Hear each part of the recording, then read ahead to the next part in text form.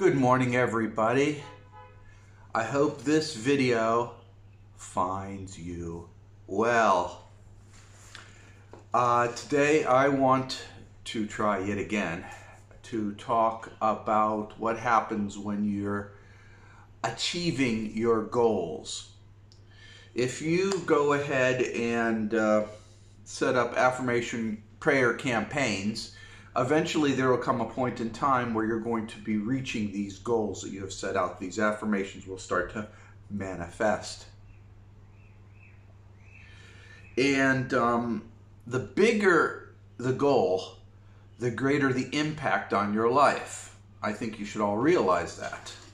If your goal is to have a paper clip on your desk, well, you have a paper clip on your desk, great, whoop-de-doo. But if your goal is to marry that certain person, that special person, and then become an actor in Hollywood, and then fly to the moon, well, that's a bigger goal and will have a greater impact on your life.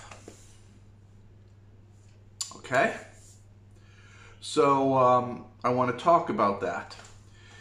This differs substantially from, say, a telltale. A telltale is just something out of the blue that you kind of throw in there to give you an idea that, yeah, these affirmations are working, because as you're driving down the road of life, you see, hey, there's a cow. There's a sign talking about cows. Well, that was one of my affirmations. You know, it's just one of those things. I've talked before about thought manifestation. And I'm going to generate a picture for you. A thought manifestation is like this big snowball, slushy, gaseous on the outside, sublimating, and then on the inside it's hard and rocky. Now, if you can picture a world-line template, this kind of putty-like substance that's constantly moving with a grid on top of it, okay?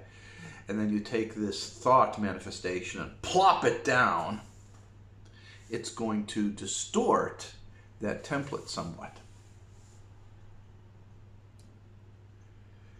And that's what I'm going to talk about, because the distortion of the thought manifestation is something that's predictable, it's something that's measurable, and it's something that you can use to determine whether or not you're getting close to your goals. So this is, I think, a useful video. I hope it's useful to you. As an aside, I had the dickens of a time making this thing. I hope this is my third attempt. My first attempt crapped out. My Shoji, my cell phone erased the file because I needed to clean up space. My second attempt, I transferred the files over to the computer, and a key file was garbled, so I deleted it. So this is going to be my third time. For whatever it's worth, I hope this one makes it to you. All right. Let's talk a little bit about this. But before we talk a little bit about this, let's talk about how changes manifest. Now, I've talked before that when you have a pre-birth worldline template, it's like a road. You're on this highway. Your pre-birth worldline template pretty much sets upon a highway for you. You can move about on the highway, but you know, you've got guardrails that's keeping you in line. And the only way off that highway is to do prayer affirmation campaigns. There's all kinds of people on the internet that's talking about how to do affirmations and all this and that, and a lot of them are wrong. They mean well, but they're given a little bit of distorted advice. Morning! And here we're going to talk about something more practical. Of course, you don't have to believe me. You don't have to listen to me. You can do your own thing.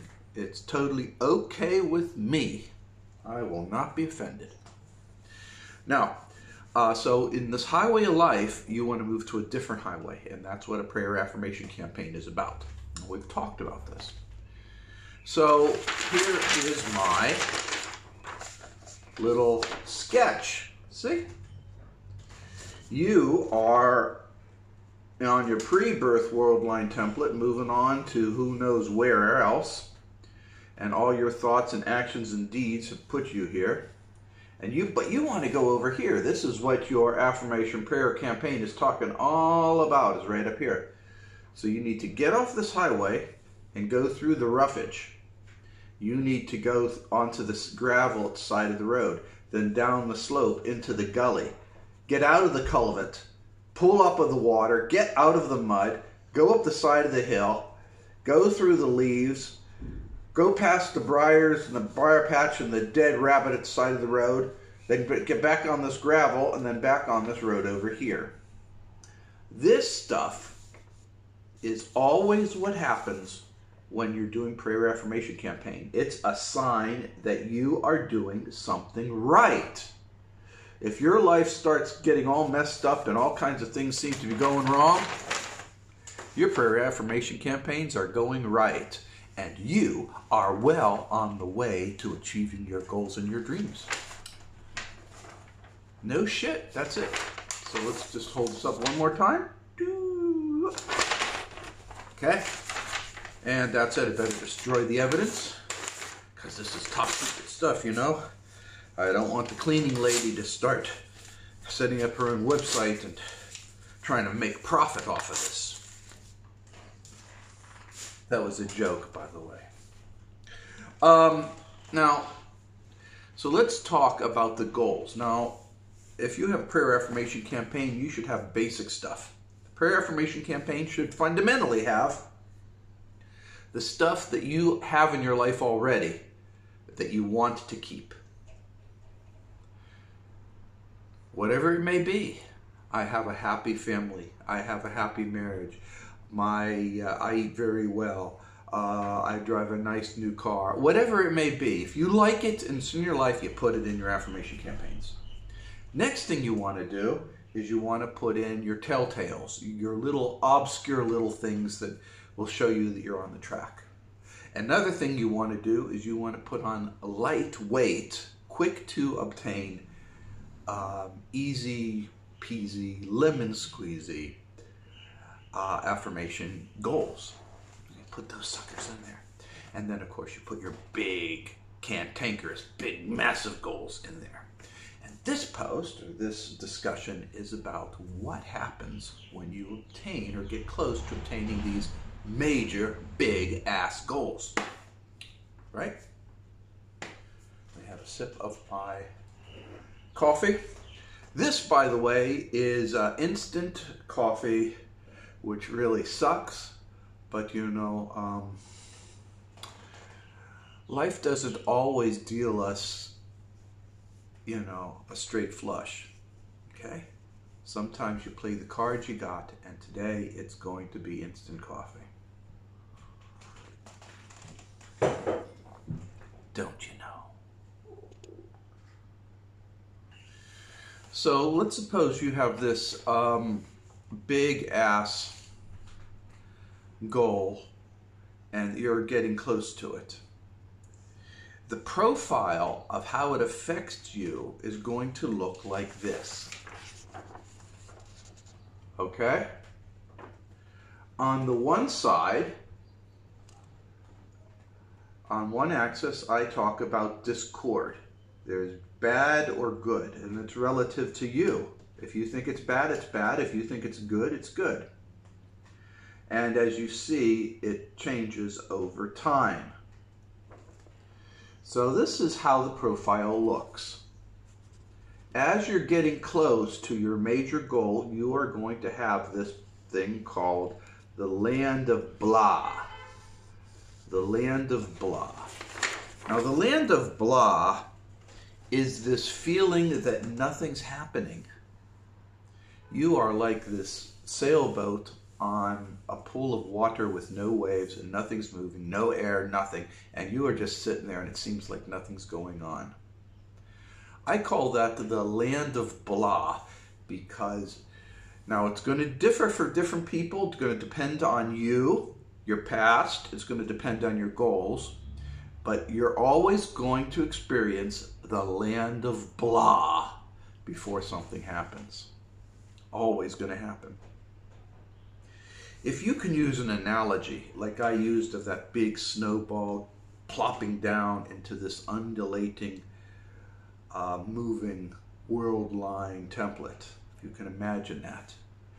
The land of blah is the ripple effect when the ice ball goes whap and it shudders. And then as it shudders, the tiny granular elements of the world line template are the first to settle out. And that creates the land of blah. And as you travel on this world line template, getting closer and closer to your goal, you're going to pass through this land of blah, this settled section of not much going on, before you start hitting the undulations. So when the big ball comes there, it shakes the template, and the entire template shakes.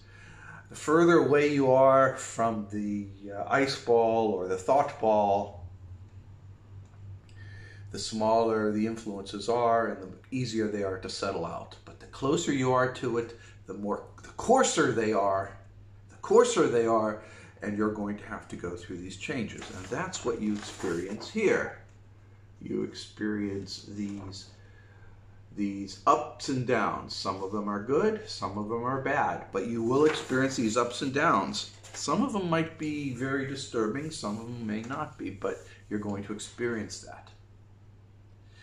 When you start experiencing that, you know you're getting really close to achieving your goals. Hold on a little bit longer, guys. Hold on a little bit longer. And then, boom, there will be a manifestation. And it's going to be all good. It's going to be all good for a while. And you're going to stay at that peak for a while because you've achieved that goal. But of course, it's going to be totally different. It's going to be totally different than what you've been experiencing. So you're going to have to adjust things. For instance, when I moved into my house in Tanjo, I had to get rid of some furniture that I liked, but I had no room for. It was too damn big, too damn ugly, didn't match the decor. So I had to get rid of it. So I got rid of it. These are adjustments that you make in your life, and every time you have a big goal, you will have big adjustments. It's just the nature of the beast, don't you know? And so when you hit this, you're going to be doing some adjustments. For instance, maybe it's a nice new car, so you get yourself a nice new car. You get yourself an electric car, but lo and behold, now you're at the peak and everything's going good. You discover, well, you have to install a charging station in your home. So that's one of those little jars that you have to deal with. So over time, these jars will become less pronounced, and you'll start going back to a new normal, but it will be a normal life. And that's a good thing. So this profile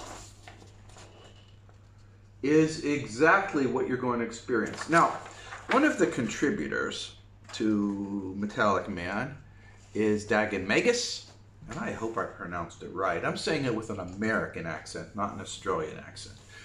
But it does not mean that he's not a good fellow. And he's been providing all sorts of stuff on lucid dreaming. Very good intel, very, very good stuff. I only wish I had half the skill that he has. However, he practices this stuff religiously. Well, I hope near religiously. He practices it, and one of his goals in his campaigns was to get a new house. And I'm not going to tell you all his great stories, because he's got lots of great stories, but I'm going to tell you that it fits his profile to the T. For the longest time, he was in the land of blah. The land of blah, blah, blah. He wanted to go buy a house, and that was his big goal. But you see, you know, he didn't just want any house. He wanted a house not too far from where he lived, a little bit near the beach, a little bit near the mountains. He wanted a nice house, a big house, in good repair, reasonable price. And so he started looking, and Lord help me, he couldn't find anything. He found jack shit. Crack houses, houses ready for demolition, cat lady houses that smelled like cat urine for 30 years, black mold growing houses with mold sprouting out here and there, all kinds of stuff. Just one bad thing after the other. But there came a time when suddenly he had all kinds of things going in his life. All kinds of activities started going on in his life. And he was just, some of it was just some assholes who are bothering him. Some of it was kind of other things going on. Just a bunch of unrelated stuff. Just all kinds of activities started going on in his life. And one of those activities had him take the car out over to this other location and to do something, and sure enough, there was a house over there, and on a lark, he says, let's just check it out. I know it's a little bit further than what we wanted and all this, and we'd have to spend the night, but let's make an adventure of it. So they did. And they went over, and it was exactly what they wanted. Not so far from the beach, near the mountains, this and that, and it was immaculately kept. I mean, it was just taken well care of, and but it was way out of their price range, like 35% more. Okay, but they says, let's just talk to the people. So they went and they talked to the owners, and it was a nice couple. And the couple says, look, we lived here, we love it here, but we want to go to our home country, which is another country, by the way, and we want to go over there. If you make us an offer right now, we'll accept it. More or less. So they made an offer. And they says, I'll tell you what, we can't take all the furniture with us. We can't. It's too expensive. We're moving to another nation again. We take the house with all our furniture. The living room, the bedrooms, the closets, everything, the air conditioning, all this stuff. You just take it.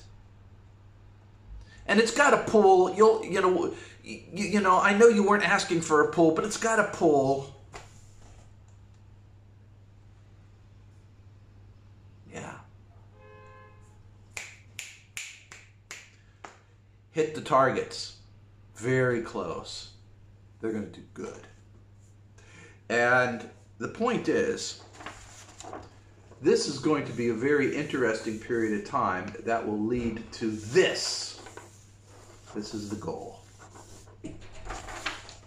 And that's his story. And he can tell a lot better than me. I'm not that talented in that area. And he was the one who's experiencing it. He is experiencing it right now. But that's a good thing. So, that's my little story, telling a little bit about his story. He can tell you all kinds of questions if you want to know.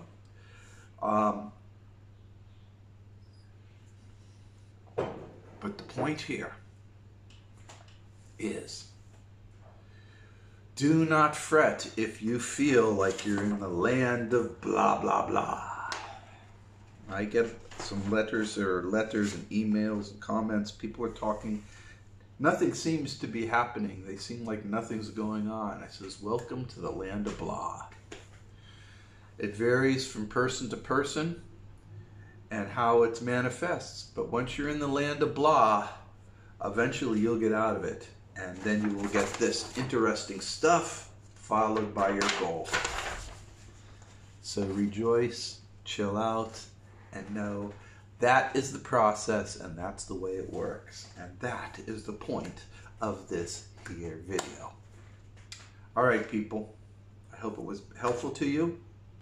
In every way, be good, help other people, help dogs and cats, be friendly to coworkers, buy somebody a cup of coffee, smile more, give your parents a call. Take care, everybody. Just know, I believe in you. Bye-bye.